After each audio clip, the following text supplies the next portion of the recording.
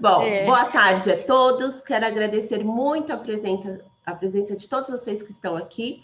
É um prazer receber vocês para uma conversa sobre as mudanças nas relações de trabalho, pois se antes da reforma trabalhista a gente vivia dizendo e ouvindo que as regras das relações de trabalho precisavam de atualizações, hoje, com a pandemia, a gente vive mudanças e novos desafios todos os dias.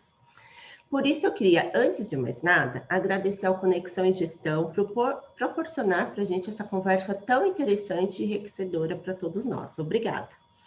Então, para começar, embora eu já esteja aqui num bate-papo descontraído e gostoso com ela, vou apresentar quem vai participar comigo dessa conversa. Tá ótimo. Ela é desembargadora do TRT da 2ª Região, é especialista em relações coletivas de trabalho pela Organização Internacional do Trabalho, também é mestre e doutora pela PUC de São Paulo e professora de Direito Coletivo em algumas instituições, além, claro, de ser muito querida no meio jurídico e acadêmico. Obrigada por essa conversa, doutora Ivani.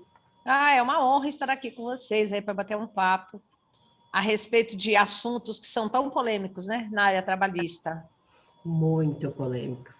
E para a gente iniciar esse nosso bate-papo, eu queria compartilhar com vocês e com a doutora Ivani um pouco do cenário das relações de trabalho desde a reforma trabalhista de 2017.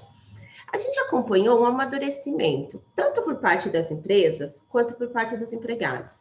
Muito se falou, inclusive, do fim da Justiça do Trabalho.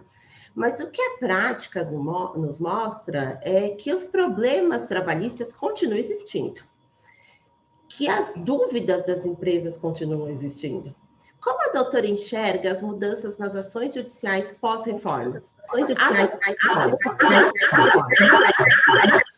As ações judiciais continuam ocorrendo? E as empresas continuam com as obrigações legais? Acho que abriu algum som aí, abriu algum o microfone aí, deu microfonia, né? Mas a senhora conseguiu entender a pergunta? Eu vou pedir mais uma vez. Eu entendi que se após a reforma trabalhista as ações aumentaram ou diminuíram, e se os problemas solucionaram ou ficaram piores, é isso? Porque eu vi muito isso. Eu não sei se a senhora chegou a escutar, a Justiça do Trabalho vai acabar.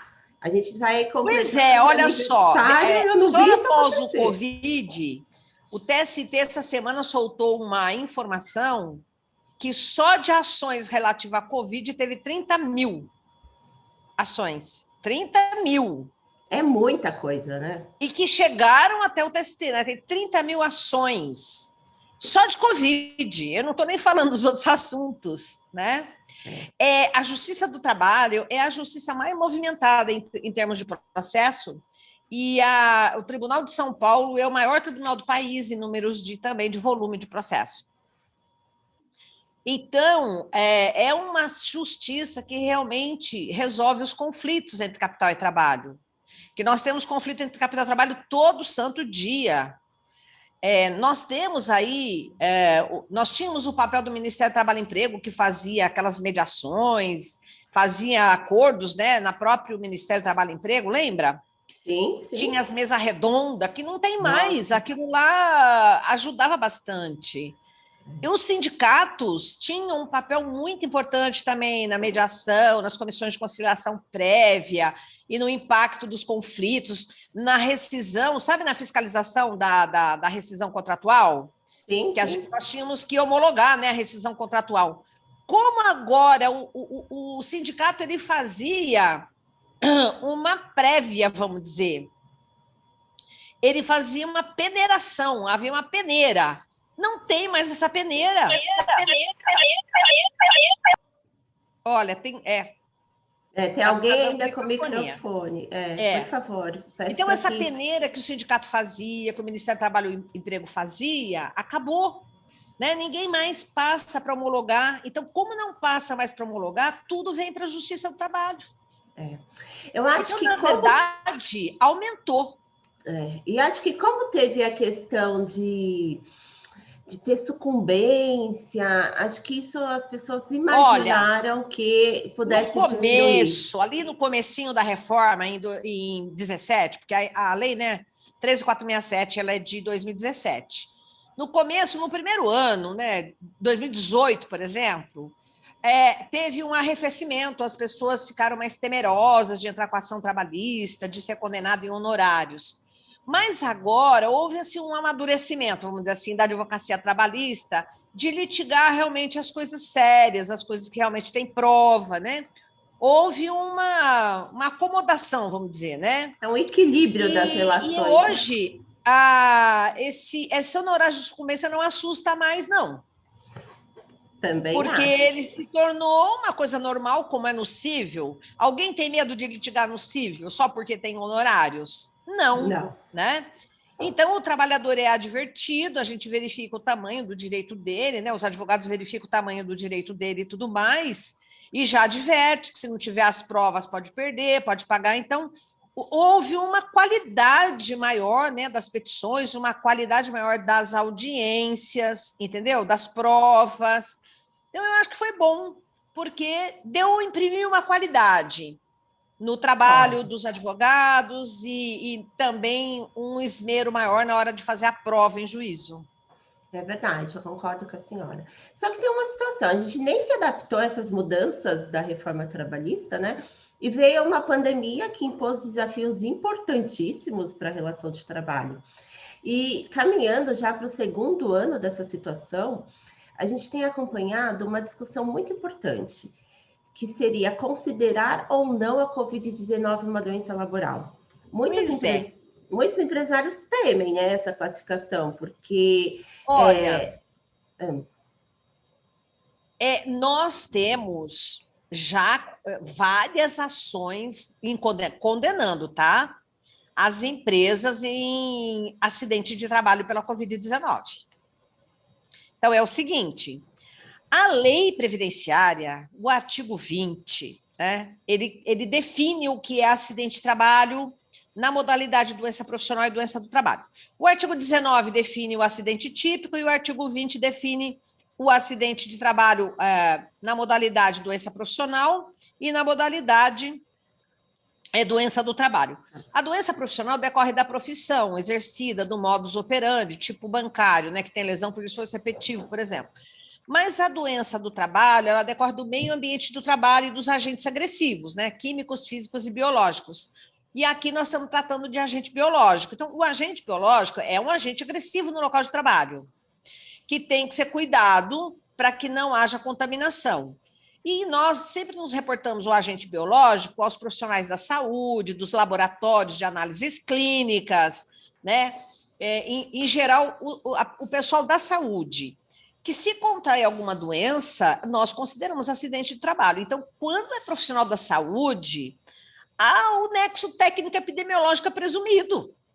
Não tem como falar que contraiu em outro lugar, porque ele está o dia inteiro ali em contato com pacientes infectados, né, do Covid-19. Agora, outros tipos de atividades, né, como o Covid-19 é um agente biológico que está em pandemia, toda aquela atividade que tem contato massivo com o público, supermercado, comércio, né, transporte coletivo e tudo mais, também pode estar aí, embora o agente agressivo biológico não seja o típico de um hospital, né, porque para o hospital só vai gente que está doente, nós temos aí também algumas considerações. Quero dizer o seguinte, a lei previdenciária diz assim, não se considera acidente de trabalho, não se considera aquele decorrente de endemia, né, de agente típico do local onde ela se instala. Então, o que é uma endemia? É um local, assim, geograficamente mais localizado. Então, imagine a malária, ela só dá no Amazonas, então lá é uma endemia, só no Amazonas, se o trabalhador está exposto à malária lá na Amazônia, eu não posso dizer que é acidente de trabalho, porque todos estão expostos à malária na região amazônica. Mas se eu pegar um trabalhador aqui de São Paulo, mandar ele vender motosserra no meio da mata lá na Amazonas sem uma vacina, eu estou expondo ele ao agente agressivo, entendeu? Sim, então, sim. A lei diz, não se considera acidente de trabalho aquele decorrente de endemia, típica de uma determinada região, salvo a prova de uma exposição extraordinária do empregado. Agora, a endemia, ela é menor que a pandemia. A endemia é localizada e a pandemia é disseminada. E a pandemia, no nosso caso, ela é disseminada mundialmente. Então, ela não tem controle. Exatamente. Como dizer que foi então, não se determinado considera local, acidente né? de trabalho. A princípio, não se considera acidente de trabalho. Mas não se descarta que ela possa ser considerada acidente de trabalho. E, justamente, o Supremo Tribunal Federal, as leis que trataram da pandemia, vieram e disseram que a pandemia não seria acidente de trabalho. Né? Com todas as leis. Não é acidente de trabalho. E o Supremo disse assim, não é assim, não é. Pode ser. Eu não posso falar que é e também não posso falar que não é. Tem que analisar caso a caso. Vai depender da exposição excepcional do empregado àquele agente agressivo, que é o caso dos agentes da saúde. Enfim, é isso que o Supremo decidiu. Então, vai depender de caso a caso. Agora, o governo, paralelamente, editou uma lei conferindo uma indenização para as pessoas que contraíram o agente biológico, né, o coronavírus, uma indenização que todo mundo viu lá, que é uma indenização de R$50 mil, né, para quem teve contaminação e para quem faleceu, né, de Covid-19, e listou as profissões que poderiam ter direito a esta indenização. E colocou lá agentes da saúde, laboratórios clínicos, colocou sociólogos, colocou agentes funerários, agentes de necrotério, né? o agente de sepultamento, todos aqueles que têm contato com essa doença e com o corpo depois, né, da pessoa falecida, cuidar do sepultamento e tudo mais. Quando listou estas profissões, ele aumentou o espectro dessas pessoas, dessas profissões, uma vez contaminado com Covid-19, requerer que isso é acidente de trabalho. Você concorda? Porque o próprio governo editou uma lei conferindo uma indenização. Pois é. E outra, ali, a lei que trata dessa indenização pelo contágio dessas pessoas diz que essa indenização não exclui a responsabilidade civil e outras indenizações cabíveis decorrentes, né, da responsabilidade civil. Então, além de receber isso do governo, e é possível pedir isso, né, para o governo, essa indenização, ainda é possível pedir, junto ao empregador, todas aquelas indenizações cabíveis de acidente de trabalho, que você sabe, aquelas responsabilidades, né? Dano moral, dano material, lucro cessante, danos emergentes. E se é morte, pensão mensal vitalícia. E se é uma aposentadoria por invalidez, pensão mensal vitalícia. Se é uma incapacidade total e permanente, pensão mensal vitalícia. Se é uma incapacidade total e temporária, então uma pensão mensal pelo tempo que o indivíduo se inabilitou. E se ficou sequela, né, também eu tenho aí talvez um pensionamento, não o valor total do salário, mas um percentual daquilo, né, daquela sequela. Então, nós temos, cada caso vai ser um caso, vai depender da prova que é feita em juízo, do nexo de causalidade, do dano material e também do dano moral, né, e da prova dessa incapacidade. Eu acho que, com tudo isso, aquela nossa primeira questão que a gente discutiu aqui, o número vai aumentar muito. Vai ter muita ação ainda. Já existem, né? Várias ações de acidente de trabalho invocando a questão do Covid. Já existem. Com certeza, isso vai aumentar e muito ainda. Tem mais uma questão que eu queria colocar aqui, que veio dos participantes da nossa live. Eles pediram, através de uma pesquisa que nós fizemos antes, que a senhora abordasse o tema atestado médico relacionado à Covid. Eu quero trazer uma situação aqui, que tem sido muito comum acontecer. Todo mundo pergunta do CID, né? Eu posso pôr o CID no atestado? Não posso? Não é essa pergunta que me fizeram, não, doutora. Olha, não é nem do CID? Não, olha só o que tem acontecido aqui. Quando o empregado vai ao médico com sintomas de suspeita de estar com Covid, o médico fornece atestado para afastamento de trabalho pelo período de 14 dias, por exemplo. Você às vezes está maturando a Covid, você não sabe se está com Covid ou não está com Covid. Aí você faz o nos primeiros dias exame. não acusa, né? O seu exame não acusa que você está com Covid. Aí, de repente, o médico libera e aí ele vai lá e passa a Covid para outras pessoas. Então, o médico tem uma certa responsabilidade. Então, eles dão um prazo de maturação, vamos dizer assim, para ter uma certeza se o fulano está com Covid ou não, de uns 10 dias, não é isso? Mas e se aí você faz o exame dentro desses 10 dias e seu exame deu negativo? O que eu faço com esse atestado? Olha, não tem problema. É o seguinte, gente, olha só. O atestado médico emitido por agentes do governo, e eu digo médico do INSS, e eu digo médico do SUS, nós temos uma lei que os atestados médicos têm preferência, existe um grau de preferência nos atestados médicos, certo? E a preferência é do INSS, claro, dos médicos do INSS e dos médicos do SUS. Porque os médicos do SUS, eles gozam, ele é um servidor público, ele goza de presunção de veracidade, legitimidade, porque ele pratica um ato administrativo. Então, a empresa não pode contestar, ela tem que simplesmente cumprir. Né? Eu vi aí que tem uma pergunta que, eu posso desconsiderar os 10 dias? Não, você tem que cumprir. Você pode, inclusive, desconsiderar isso discutindo judicialmente, porque como é um ato administrativo e goza de presunção de veracidade e legitimidade, a empresa que quiser, ela que vai tentar desconstituir este ato administrativo que goza de presunção de legitimidade judicialmente. Até dizer, olha, esse ato administrativo é nulo, o fulano não tinha que estar afastado 10 dias. Entendi. Mas como é que eu vou fazer a rebater a prova? Eu vou pegar o meu médico do trabalho, que é particular, e cuja opinião é também abalizada do seu ponto de vista científico, mas do seu ponto de vista de ato administrativo, que tem mais força, ele não está praticando um ato administrativo, e você vai colocar na balança as duas coisas?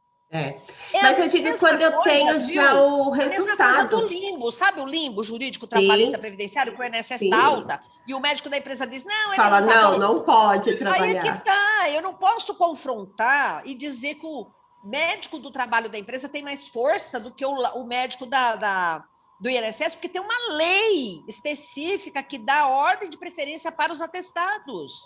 Vale os atestados médicos oficiais governamentais.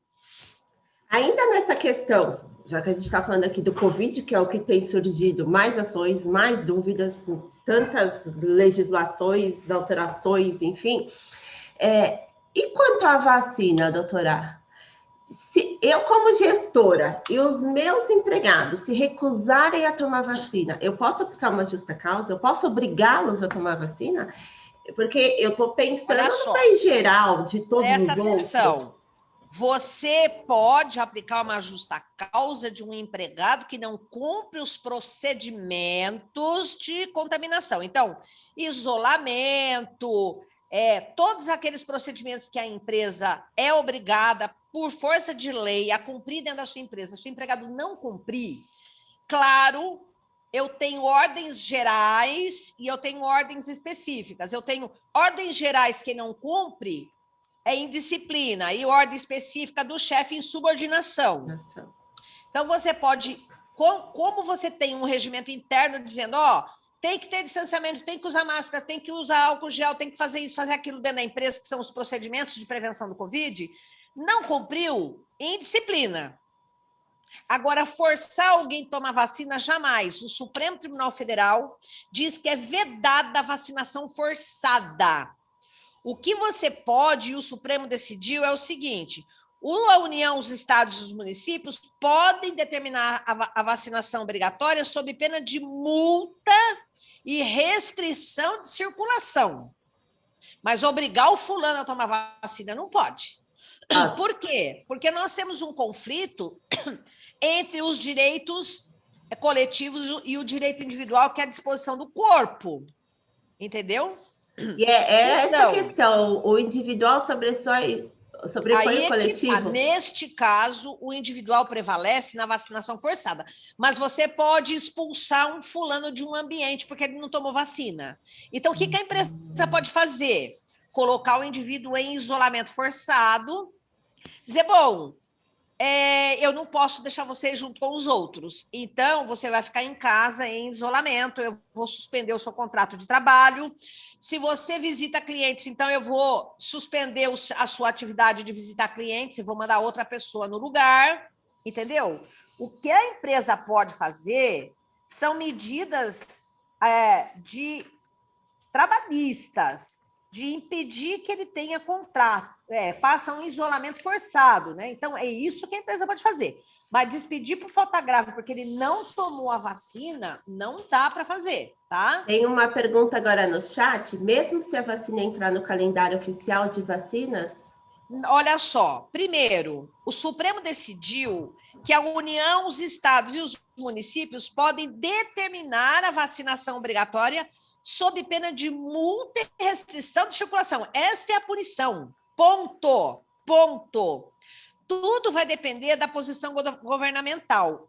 Detalhe: nenhum estado, nenhum município, nenhuma união determinou a obrigatoriedade da vacina.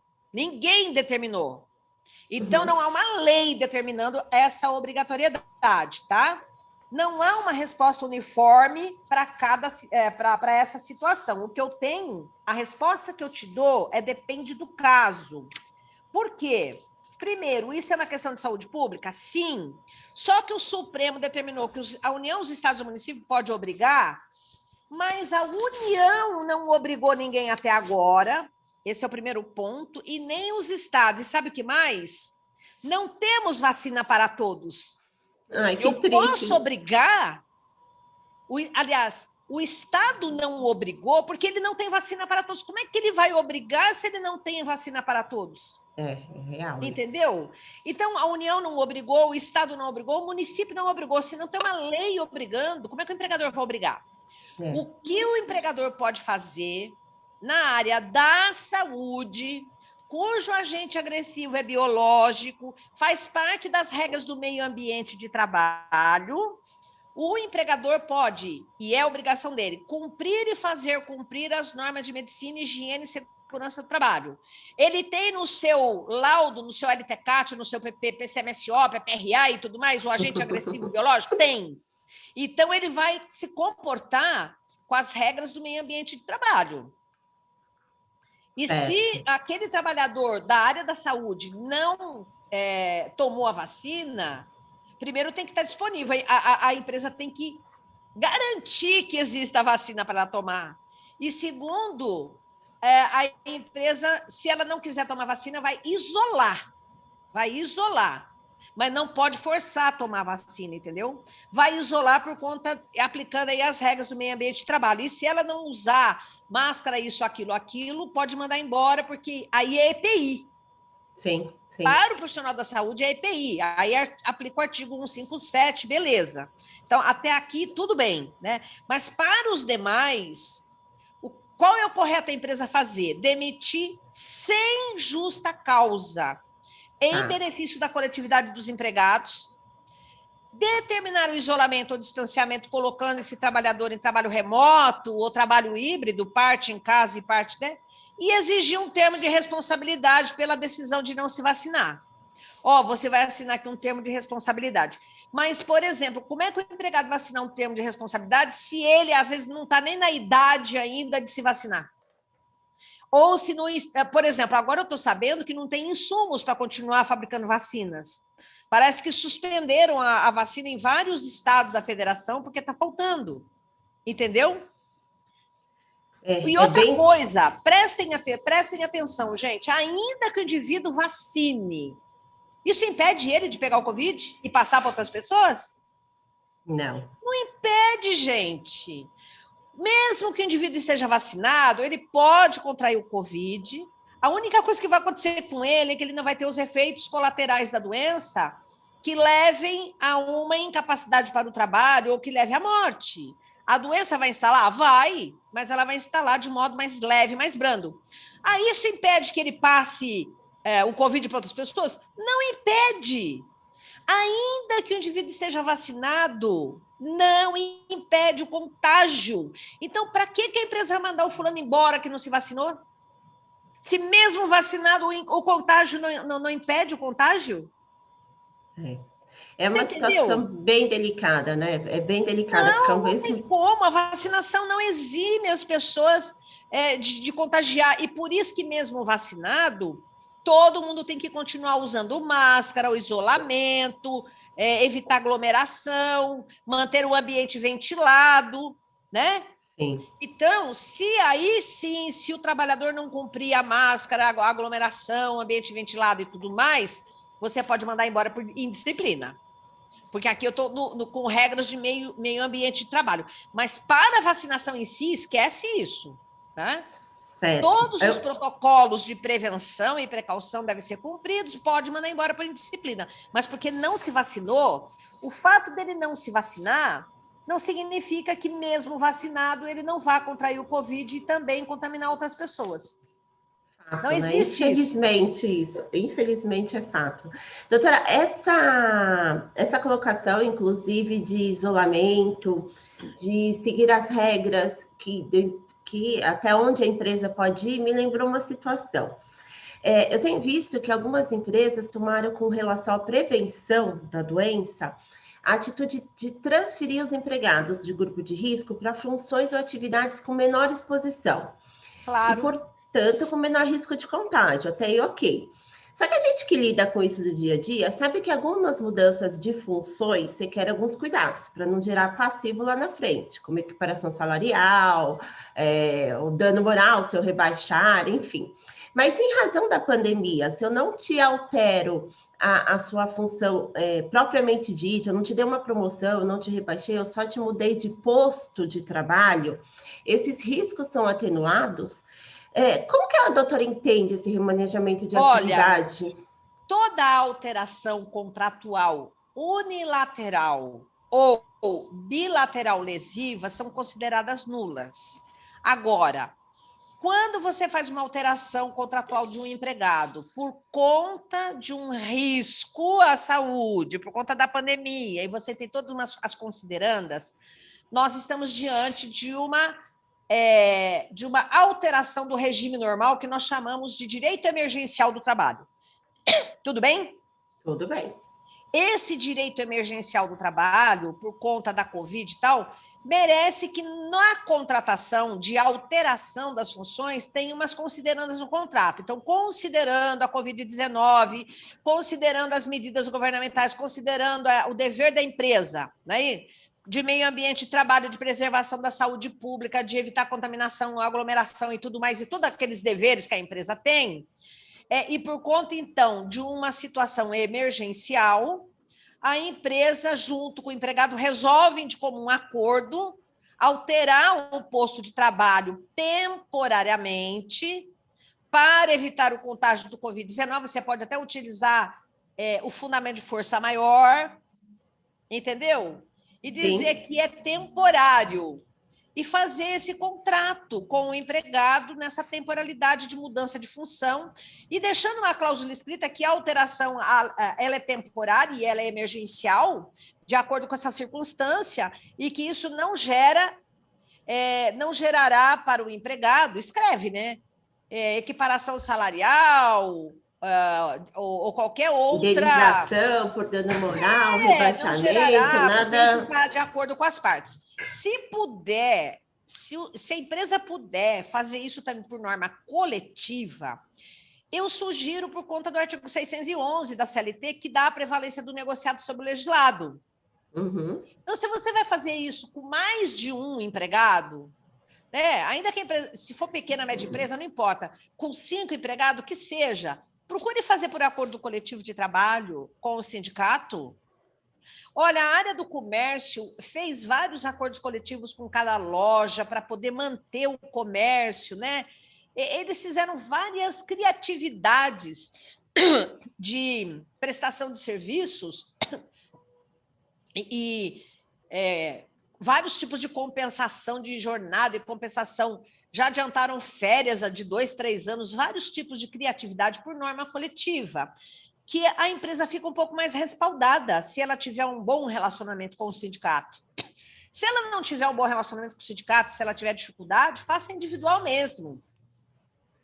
Mas faça e coloque essas considerandas. Por quê? Quando o empregado também lê esse contrato, ele fica com uma cópia, ele tem também o amarrio, vamos dizer assim, da responsabilidade dele ali, ele vai falar, não, eu não vou sacanear com a empresa que eu assinei isso daqui, eu também sei que eu estava nessa situação. E você coloca até nas considerandas que é necessário para preservar os empregos, porque é uma medida de preservação de emprego, entendeu? O problema é que as empresas às vezes tomam decisões, não avisam o empregado, ele não sabe direito o que está acontecendo, a falta de diálogo traz um sentimento de não pertencimento para o empregado, e aí ele fica irritado, ele acaba não gostando da ideia, porque ele não participou daquela decisão, e ele acaba entrando com uma ação contra a empresa. A maior parte das ações contra a empresa é porque não tem diálogo entre patrão e empregado, porque se tiver diálogo, eles não entram com a ação. Sim, a maioria dos problemas hoje é comunicação, né, doutora? Pois é, e outra, eu vou dizer mais, não é só comunicação, viu? Nós estamos estudando implantação da empresa humanista, a comunicação não violenta. Comunicação não violenta, exatamente. Então, não é uma simples comunicação, mas uma comunicação não violenta. Ou seja, não adianta se comunicar também gritando com a pessoa, né, e impondo. Você entendeu? Sim, sim. É a comunicação não violenta. Chama e explica, fala, olha, pessoal, está acontecendo isso. Talvez eu tenha que fechar a empresa se eu não tomar essas medidas. Eu preciso urgente, eu preciso da colaboração de vocês. Eu aceito, inclusive, ideias, né? Se vocês puderem me sugerir algumas ideias. Tem aqui uma caixinha de ideias, você pode postar a ideia aqui nessa caixinha. Pode, inclusive, postar ideias anônimas, pode colocar críticas, o que vocês quiserem. Não precisa se identificar. Né? Se não quiser escrever para ninguém conhecer a letra, datilografa em casa atrás do datilografado, joga aqui, né? Mas faça, participe. Faz ele participar da situação, isso, né? É exatamente isso. E falando ainda em risco e proteção também, grupo de risco e proteção, eu vou esticar um pouquinho esse assunto, porque eu acho que o que não falta aqui é pano para manga, tá? Claro. As gestantes ganharam uma lei específica que garante o home office. Na prática, o que eu faço com essas colaboradoras que possuem atividades exclusivamente presenciais? E muitas vezes já gozaram de antecipação de férias, de feriados, como que a empresa age? Olha só, a reforma trabalhista trouxe um artigo que ninguém leu e ninguém ligou para ele. Mas a saída está nele. Eu tenho um artigo na CLT, que é o 394, que diz que a gestante não pode trabalhar em atividade insalubre, nem a gestante, nem a lactante, tudo bem? Tudo bem. Então, toda vez que você tem uma atividade insalubre, independentemente de atestado médico recomendando que ela se afaste, é dever do empregador afastar ela diretamente. Desde a concepção até o parto, porque existem certos agentes agressivos que contaminam a gestante e contaminam o feto, e você pode ter má formação fetal, né? E ainda, no aleitamento, contamina o leite e passa para a criança. Então, dependendo do ambiente insalubre e perigoso, a empresa já tem que afastar a gestante desde o início da gravidez até o parto. Depois que ela tem o parto, ela se afasta, e afasta por salário maternidade, vai aplicar o artigo 71 da Lei Previdenciária. Então, o empregador pode afastar com salário maternidade, dizendo que o ambiente é insalubre, entendeu? Depois que ela tem a criança, ela recebe de novo o salário maternidade, agora que está na Constituição. Então, eu afasto desde a concepção até o parto pelo 394 e afasto desde o parto até 4 meses, né? 120 dias, não é isso? Que Sim. São 4 meses de salário maternidade por conta do salário maternidade constitucional. E se o médico der um atestado dizendo que ela tem que ter aleitamento até os 6 meses, nós vamos afastar ela mais 2 meses de salário maternidade. E outra, a própria Receita Federal, uma empresa terceirizada fez uma consulta na Receita Federal, dizendo como é que eu faço isso, como é que eu me compenso, eu pago o salário maternidade para gestante e depois eu me compenso na folha de pagamento com aquilo que, com as contribuições previdenciárias devidas, e a Receita Federal falou, é isso mesmo. Embora a CLT não traga como é que você operacionaliza, mas a CLT manda aplicar o artigo 71 da Lei Previdenciária, que é um salário maternidade comum. Você paga o salário da gestante, inclusive, paga o salário com o adicional de insalubridade. E depois você se compensa na folha. E existe uma publicação desse parecer da Receita Federal, chamada COSIT 287, que autoriza a fazer isso. Então, é possível, principalmente na área da saúde, afastar a gestante, porque o meio ambiente tem como agente agressivo, o agente biológico. Todos os profissionais da saúde já podem se afastar da gestante por salário maternidade e risco ambiental, que está no artigo 394. E ninguém está utilizando esse artigo, não sei por quê. Eu não sei por que fica suspendendo o contrato de trabalho dela, botando ela em férias, botando ela em feriado e feriado. Já devia ter usado isso desde o começo. É verdade. Mas a questão é quem não está na área da saúde, quem tem comércio. Então, aí quem não está na área da saúde, nós temos que colocar em home office. Aí eu não tenho compatibilidade com o home office. O trabalho que ela faz é braçal, ela é faxineira, ela limpa a empresa, né? Ela vai limpar o quê? Bom, aí eu tenho que fazer uma suspensão do contrato de trabalho. Né? Não tem uma suspensão. Saída. Lógico que eu tenho aqueles períodos que o governo agora prorrogou de novo, né? O auxílio. Vocês vão usando os auxílios enquanto o governo está prorrogando, e a hora que não tiver o auxílio, seria bom negociar com o sindicato como é que fica o pagamento dessa suspensão, né? Porque fica pesado para a empresa manter, né? Pois Mas, doutora, mantendo o assunto aqui home office, já que a gente pediu para a gestante que não é compatível o trabalho... O home office. O home office... Eu vou manter esse assunto, que foi um assunto que foi bem abordado na nossa pesquisa, tá? Houveram bastante dúvidas. Nós estamos caminhando já para 2 anos de trabalho remoto. Aquela situação que a gente inicialmente pensou que ia durar meses, tá perdurando, e algumas empresas já decidiram até que não vão voltar, que vão manter o trabalho, né? O provisório vai virar definitivo, tá? No entanto, a gente não pode esquecer algumas obrigações, né, que a legislação, as normas regulamentadoras nos trazem, como garantir as condições mínimas de segurança laboral. A gente pode destacar agora aqui na nossa conversa a NR17, por exemplo, que trata da ergonomia, da boa postura, da boa infraestrutura, né? Como que o empregador pode garantir essas condições que ele tinha na empresa, na casa do empregado?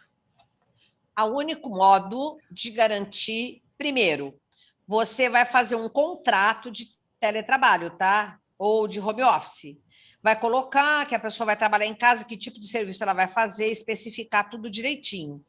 Nesse contrato, tem que colocar como é que fica o mobiliário e os instrumentos de trabalho. Quem é que vai fornecer? Eu sugiro que a empresa forneça. Claro. Tá? Por quê? Porque aí a empresa vai saber exatamente o que ela está fornecendo, aí ela pega a nota fiscal, ela tira foto, ela guarda, ela filma, né? E ela, então, fornece. Ela fornece o computador, ela paga a net, ela fornece a cadeira, a mesa e tudo mais. Agora, quando a empresa não fornece, ela corre o risco. Por quê? Porque o empregado, ele não é obrigado a ter um cantinho na casa dele adequado para trabalhar, entendeu? Ele comprar as expensas dele, o mobiliário e tudo mais. Ele não tem como fazer isso. Ele pode até comprar desde que ele seja reembolsado. Se houver esse acordo que é o empregado que vai fornecer toda essa parafernália, né?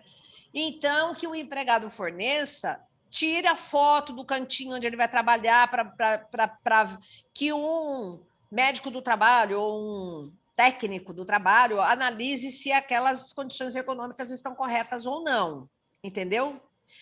Por quê? Porque fatalmente vai ter a questão de acidente de trabalho, porque a lei é clara, não se distingue entre o trabalho feito no domicílio e o realizado no local de trabalho. Nem está no artigo 71 do home office, está no artigo 6º da CLT, entendeu? Outro detalhe, dentro do ambiente de moradia do empregado, é o asilo inviolável, ninguém pode entrar, mas ninguém pode entrar sem permissão. Se houver permissão, Se você pegar um termo de permissão, você pode ir na casa do empregado e olhar qual é o cantinho onde ele vai trabalhar, na casa dele, entendeu? Sim. Dá para Então, é ter. sempre, havendo permissão, você pode entrar na casa das pessoas, tá? E o fiscal do trabalho também, havendo permissão, o fiscal do trabalho pode entrar na casa das pessoas, né? O problema é que ninguém pede essa permissão. E uma outra coisa é o termo de responsabilidade. Não esqueça a empresa de fazer um termo de responsabilidade. Isso também está previsto no artigo 75, que trata do home office. Num dos incisos está escrito assim, que o empregado, né, assinará um termo de responsabilidade de cumprimento das normas de medicina, higiene e segurança do trabalho. Por quê? O artigo 157 da CLT, 156, 157, diz que é dever do empregador cumprir e fazer cumprir as normas de medicina, higiene e segurança do trabalho. Então, e fazer cumprir é fazer cumprir, seja dentro do ambiente de trabalho, seja em casa, que é o trabalho em home office. Tudo bem? Tudo. Então, proibir que se trabalhe com o computador no colo, sentado na cama, sentado no sofá, ou naquela mesinha de centro baixinha, ou você tem que ter uma altura de mesa adequada, uma cadeira com encosto adequado, entendeu? Para que não haja a lesão por esforço repetitivo. E eu quero te dizer mais uma coisa. Tudo isso não impede o acidente de trabalho ou a doença profissional. Por quê? Porque o ambiente da casa, misturado com o ambiente de trabalho, traz outras doenças decorrentes de estresse profissional, que são doenças mentais. E aqui não tem jeito. Como que você vai isolar o fulano dentro de um quarto na casa dele se ele mora num apartamento de 50 metros quadrados e tem 3 filhos? Sim. Entendeu? Nossa, é o que eu falei, hoje a nossa conversa é toda polêmica, porque é Então, tudo muito outra complicado. coisa, eu dou umas aulas de teletrabalho, aliás, o teletrabalho, o home office, foi minha tese de doutorado em 2005. Já vai fazer quase 20 anos que eu escrevi sobre esse assunto, teletrabalho. Nem tinha muitos teletrabalhadores no Brasil ainda, eu fiz estudo na Europa e tudo. Então, olha só, eu tenho uma figura no livro lá, que o fulano sai do quarto dele, de pijama, e entra no quarto do lado, que é onde o escritório, e no corredor tem um patins do filho, que ele pisa em cima e cai e quebra a perna. E aí, uma pergunta bem grande, né? Acidente de trabalho? Não deixa de ser, né? Então, aí é Está que está. trabalhando, é O de ambiente de trabalho dele percurso, é da né? casa dele. Então, se ele escorregar no banheiro, bater a cabeça, se ele escorregar na escadaria do sobrado, cair, quebrar a perna, é acidente de trabalho isso? Olha como é delicada a situação. Você E está ainda nesse entendendo? caso, será que ainda não era percurso? Ele saiu ele estava indo para o trabalho dele, né? Veja, ele Olha saiu só de um como quarto dá para entrar para. no outro. Aí aqui está, nós temos milhares de questões. Então, o teletrabalho ou o trabalho home office, ele tem uma anomia. O que é anomia? A falta de normas. Ele tem falta de normas porque existem coisas que não dá para regrar. Como que eu vou regrar a vida do empregado dentro da casa dele, já que ele elegeu a casa dele como local de trabalho? É. E a legislação tenta compatibilizar esse trabalho com a relação de emprego, e não como autônomo. É. Mas não acaba aí, doutora, tem mais questões. E É. o controle da jornada? Aí aqui Muitas está. empresas nem sabem se podem controlar a jornada. Aliás, se está Olha trabalhando em só. casa, se dá A para enviar lei diz, WhatsApp. a lei diz que, em tese, o teletrabalho não é controlado. Em tese. Então, primeiro eu tenho que distinguir o home office do teletrabalho, tá? O home office eu trabalho em casa, não necessariamente com o computador. Uhum. Eu posso trabalhar com o celular ligando, telefonando para baixo para cima, só no telefonema. Então, o home office é trabalhar em casa. O teletrabalho é trabalhar em casa ou trabalhar de outro lugar qualquer, que não seja dentro da empresa, com instrumento da telemática online bidirecional ou online unidirecional, mas online. Uhum. Porque se eu trabalhar com computador offline, também não é teletrabalho, tá? Eu tenho que estar ligado com o computador mãe da empresa, recebendo ordens pelo computador, pelo e-mail e tudo mais. Hoje a gente usa mais até o celular, né? Não é nem computador. Agora, preste atenção. No passado, quando a lei foi feita, inclusive, em 17, não havia muitos estudos da forma de controle do trabalho, mas hoje, com as novas tecnologias, você tem webcam e nós conseguimos controlar a presencialidade. Eu sei quem é que está atrás do teclado do computador. Então, eu tenho aí o controle da presencialidade. E ainda existem login e logoff hoje em dia no computador, que você tem uma trava, que o empregador coloca um software aplicativo dentro do computador e ele consegue controlar, inclusive, remotamente. Ele pode fazer o login e logoff, travar o computador e o indivíduo não conseguir trabalhar. Então, a empresa pode colocar essa trava e travar, e ele não consegue mais entrar na empresa, no computador mãe, para pegar as informações para continuar trabalhando. Entendeu? Tem mais perguntas. Ainda e outra disso. Coisa, hoje eu tenho perícias tecnológicas no IP ou no HD do computador, eu consigo reconstituir todas as tarefas empreendidas durante todo o mês, os sites visitados, quantas horas o fulano demorou para fazer um trabalho, quantos toques ele deu por minuto no teclado, e até os momentos que ele parou para almoçar, para descansar e para respirar. Sim. Então, não vem me dizer que não dá para controlar, que dá. Não, Outra tá. coisa, ainda que eu não tenha o controle offline, online, bidirecional, eu posso ter controle a priori e a posteriori pelo número de trabalho enviado para o empregado e o prazo para ele entregar de volta. Eu tenho como controlar quanto ele trabalhou. Sim. Estão me perguntando se em caso de home office híbrido, uma vez a 2 por semana, ele pode marcar ponto online? Pode, não tem problema nenhum.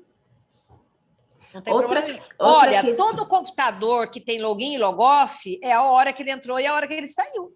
Sim, e você facilmente... Você tem no próprio computador. Olha, o computador hoje, ele é instrumento de trabalho e instrumento de controle ao mesmo tempo.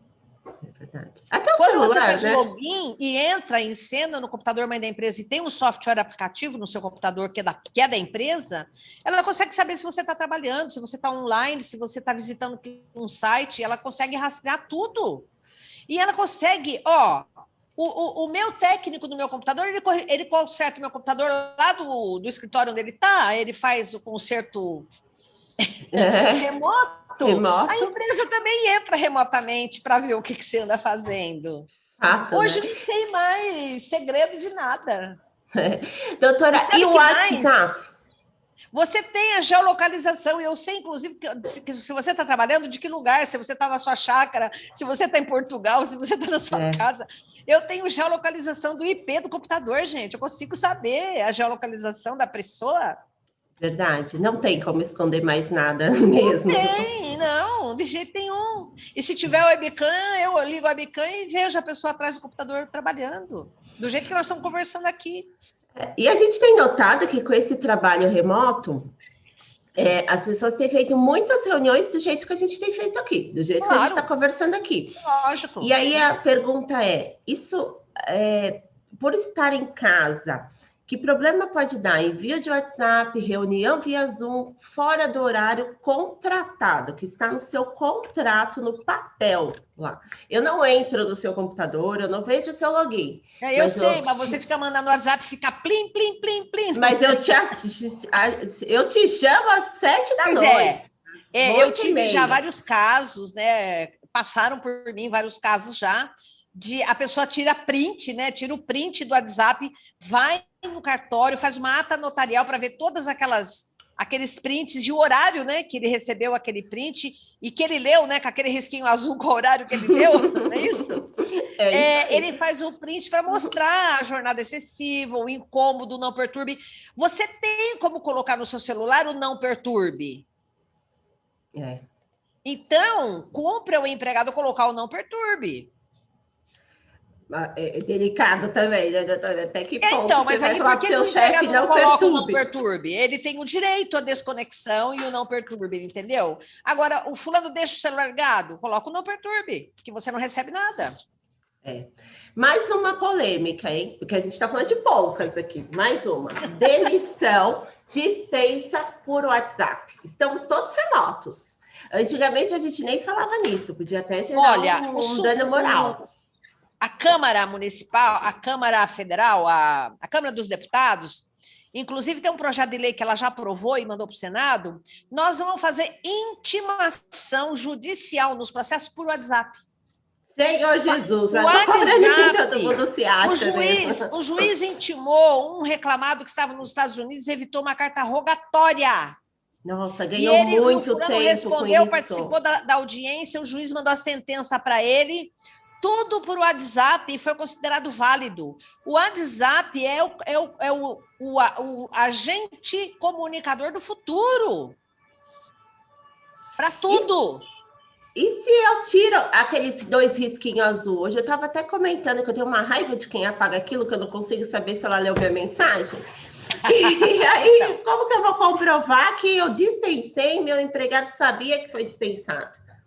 Bom, aí ele não sabia, né? Tecnicamente ele não sabia porque ele não leu. A gente não tem lá o risquinho azul, ele não leu. Volto e ele pode falar que ele não teve ciência. Por isso que nós temos que ter precaução. Quer despedir por WhatsApp? É válido? Eu acho que é válido, entendeu? Mas faz concomitante oficializa por um modo formal da lei. Tá, vamos voltar, mandar um telegrama também, eu não sei. Eu acho que uma carta, um aviso por AR, né? Que é uma coisa mais... É uma coisa mais formal, né? E-mail também cai no spam, você tem que provar que eu acho que o telegrama, o AR, a gente consegue fazer uma prova legal. Eu acho que o AR, né, via correio... Só precisa estar de olho no endereço dele, né? Que nessa pandemia muita gente foi para o interior, muita gente precisa estar de olho no endereço onde está o empregado. Mas é verdade. Você tem vários meios de comunicação, né? Mas eu sugiro fazer por mais de um para dar mais segurança. Fato. Doutora, como eu comentei lá no começo da nossa conversa, a pandemia trouxe uma série de mudanças importantes nas relações de trabalho. Várias medidas provisórias, a doutora até falou de algumas, até citamos aqui que elas foram prorrogadas, que as empresas podem e devem continuar usando enquanto o governo facilitar com isso, né?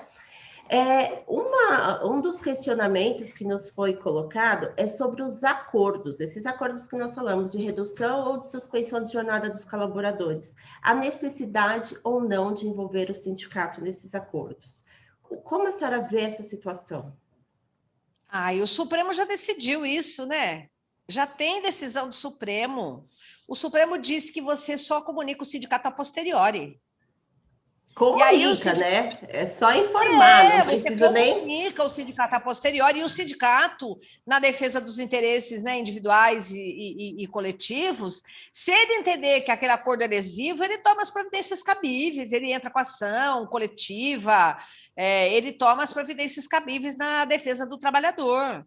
Eu já tenho uma decisão do Supremo nesse sentido, tá?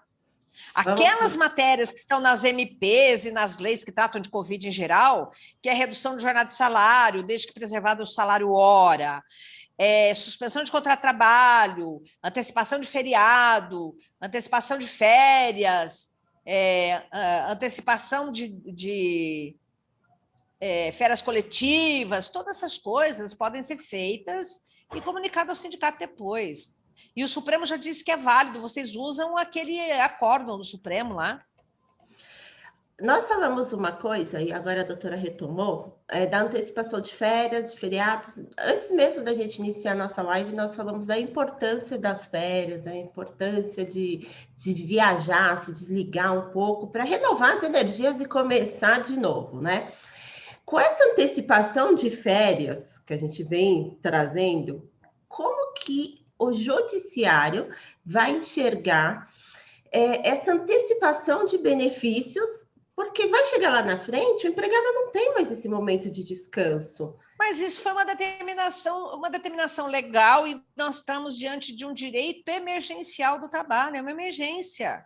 Mas a gente não pode esbarrar naquela questão que nós falamos das doenças que saem só do físico, mas o emocional, psicológico. Mas o trabalhador, de qualquer forma, ele descansou, porque ele ficou em casa, em isolamento, né? Ele não foi viajar, mas ele não está cansado de trabalhar.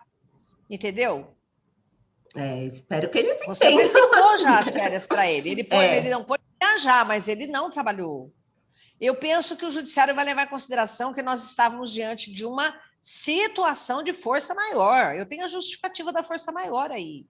É uma situação bem atípica, né? De repente, ficou Totalmente todo... atípica, o que mostra que o direito do trabalho e as negociações coletivas, elas servem para isso, para essas adequações, né, emergenciais. Sim, e ninguém sabia como lidar, né? Tá todo mundo aprendendo junto, né? Não tem como, a gente, a vida não tem roteiro e nem script, né? Nós temos que ir cuidando das variáveis de acordo com como que elas se apresentam. É, vamos dançando conforme a música, né? Vai acontecendo, A a gente vai gente dançando vai. conforme a música, é isso Não aí. tem jeito. Doutora, Ninguém tem certeza de nada nessa vida e nesse mundo. para respeitar o horário, até por conta do seu compromisso, eu vou tentar fechar aqui com mais uma pergunta, tá? Tá bom.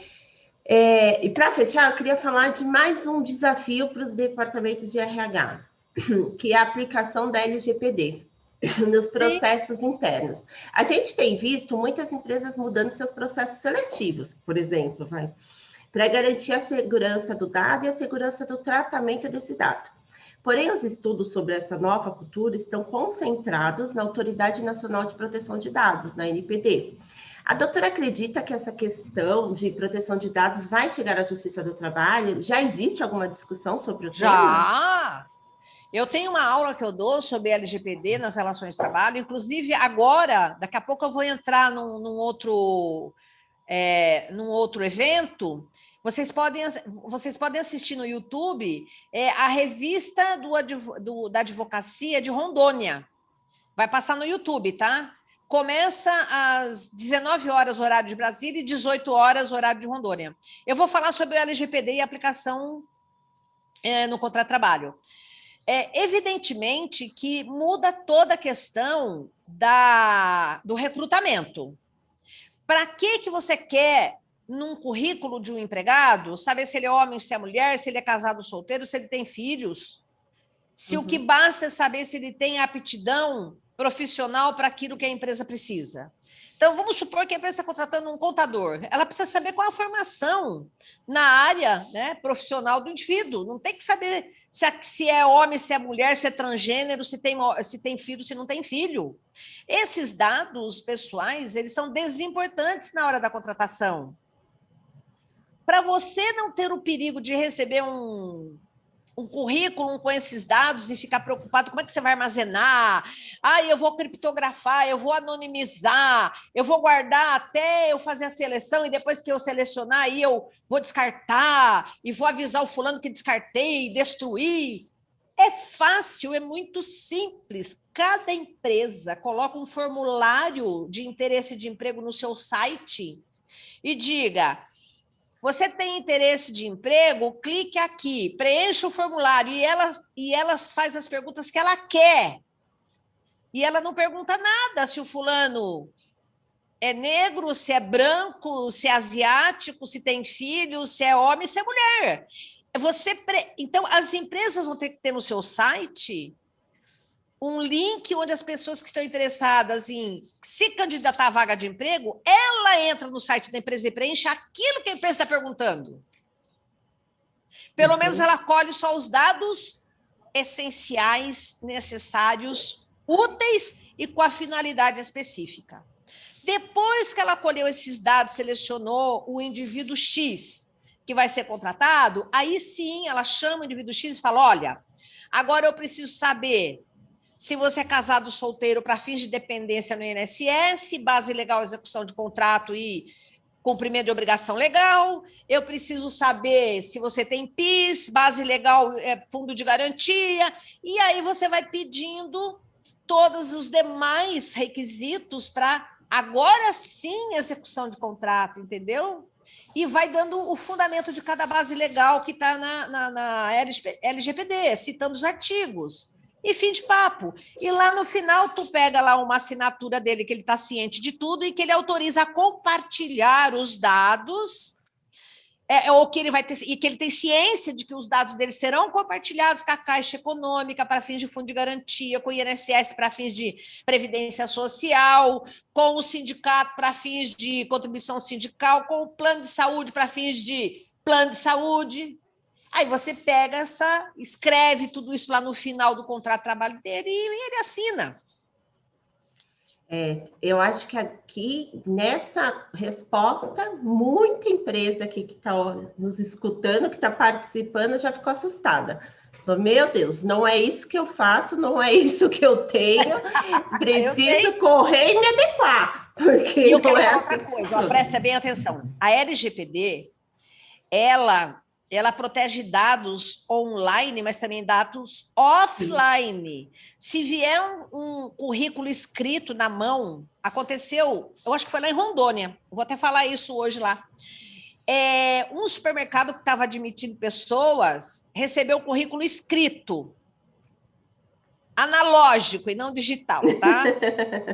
E depois ela pegou aquelas folhas do currículo e ela embrulhava as mercadorias com aquela folha. E o indivíduo que mandou um currículo foi lá comprar alguma coisa e veio embrulhado num papel. Quando ele chegou em casa que ele desembrulhou, ele viu que era parte do currículo dele. Meu Deus do céu. Parte, não era o currículo inteiro.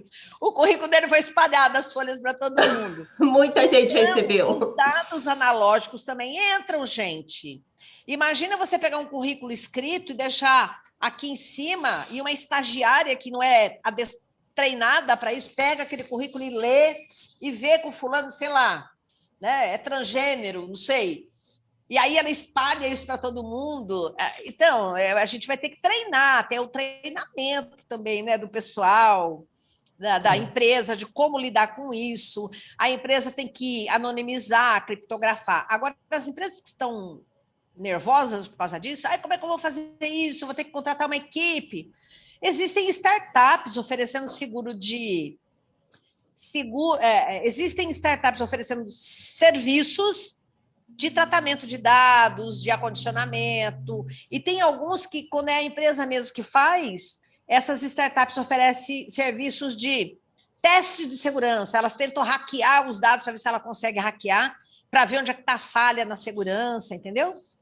A gente e tem outra muita coisa, falha ainda, as empresas, né, aí também, elas hoje têm seguro cibernético para cobrir todos esses dados, cobrir as multas e cobrir tudo mais. Então, tem muita empresa contratando startup para prestar esse serviço para elas e outras contratando seguro cibernético. Eu não sei identificar aqui quem fez as perguntas, mas está me dizendo o seguinte: a coleta de alguns dados, como sexo, por exemplo, não seria justificativa para a empresa olhar para a sua própria estrutura? Exemplo, quantidade de banheiros femininos e masculinos? Não. Olha, já tem uma decisão do Supremo Tribunal Federal que a pessoa ela tem que ser respeitada pelo sexo que ela se identifica socialmente, não pelo aquilo que está no seu documento. E que ela tem o direito de utilizar o banheiro do sexo a qual ela se identifica socialmente, entendeu? Tem até o nome social, né? As empresas não estão nem fazendo mais banheiro feminino e masculino, elas estão fazendo banheiro misto. Então, eu não sei quem fez essa pergunta. Fazer banheiro feminino e masculino já é sexismo. Tá. Muitas empresas estão se adequando. Restaurantes, por exemplo, eu tenho ido em alguns restaurantes que o banheiro ele não tem nada na porta. Não tem mais nada na porta. É banheiro. É banheiro. É sanitário. Entendi. Tá? Entendi. Não tem nada na porta. Doutora, o que não falta aqui é pergunta e temas para conversar. Eu estou um pouco, assim, preocupada com o seu horário, mas como nós já fechamos aqui que em julho faremos uma nova conversa... Claro! Eu vou deixar aqui, vou dar por encerrada por hoje. Algumas perguntas para o próximo evento. Vou guardar, exatamente. Eu tenho outro evento agora. Nós vamos nos encontrar novamente. Vai acabar essa live com um gostinho de quero mais. Todo mundo cheio de dúvidas e de vontade de bater papo. Nós podemos fazer a próxima live só sobre o LGPD. Perfeito, adorei a ideia. Adorei. A gente faz. Eu tenho. Vai sair um livro meu publicado agora, em julho, sobre compliance na área do LGPD.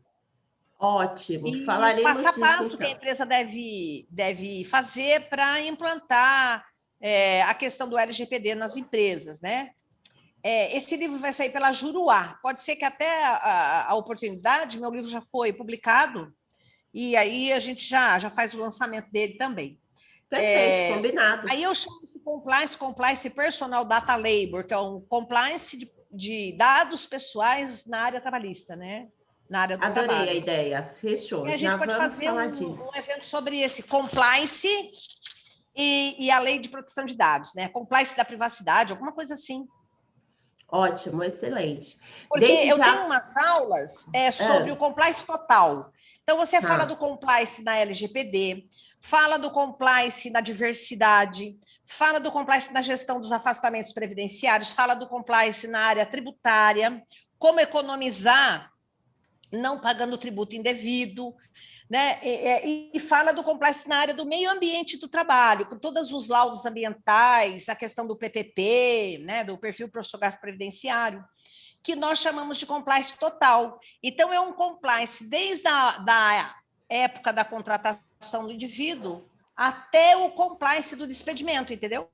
Eu acho que até, portanto, esses temas a gente já tem matéria para julho, agosto, setembro, outubro, novembro, Tem. dezembro. A gente pode pegar aqui e fechar o ano juntas aqui, batendo Exatamente. papo. Eu tenho um instituto também chamado Instituto Conecta, Conecta Direito. Esse instituto, nós estamos preparando só cursos de LGPD com profissionais específicos da área. Nós temos a juíza Erotilde Minharro, que é DPO do meu tribunal, ela fala tudo sobre LGPD na aplicação no processo. Ó, que legal. Processo de trabalho. Muito E a legal. Selma Carlotto, que fala do compliance, né? Eu falo nas contratações. Então, nós temos assim, uma equipe de pessoas especializadas lá no. Eu convido vocês para entrar na página, né? Com certeza. Instituto Conecta Direito. E nós vamos fazer um grande congresso internacional em julho, em outubro. Já está marcado o dia 16 de outubro. Eu mando para você depois o convite, você espalha para o pessoal, é gratuito, tá? Certeza. Podem participar. Eu estou trazendo 2 portugueses, 2 espanhóis, um chileno para debater também como é que é na Europa, essa questão do LGPD nas empresas, porque lá eles distinguem a pequena e média empresa e no Brasil não. Não, é tudo igual. Por enquanto, Tudo né? igual.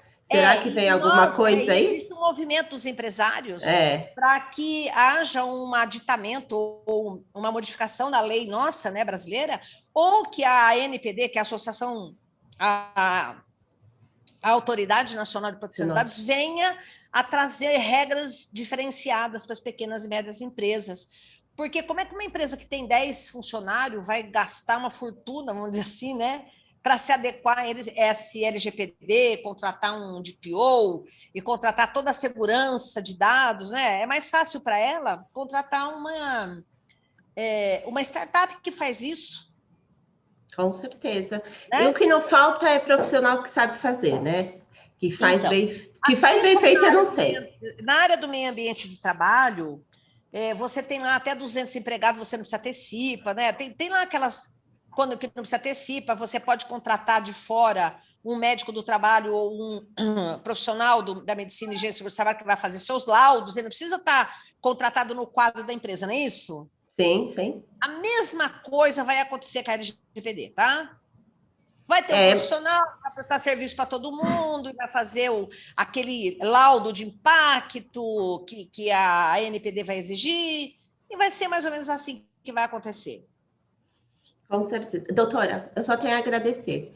Obrigada. Tá chovendo elogios aqui. Muito obrigada por ter aceito o convite. Muito obrigada por participar dessa conversa agora, conosco. Gente, entre no, como é que fala no YouTube?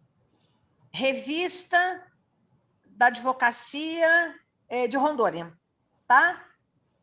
Deixa eu olhar direitinho aqui, só para vocês poderem assistir, tá bom? Vou olhar aqui como é que chama o YouTube. Deixa eu ver aqui o número do telefone da pessoa, que ela mandou aqui, como é que as pessoas assistem.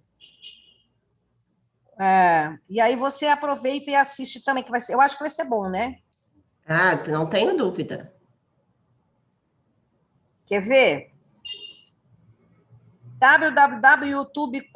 Eu tenho aqui revista, é isso mesmo, Revista da Advocacia de Rondônia.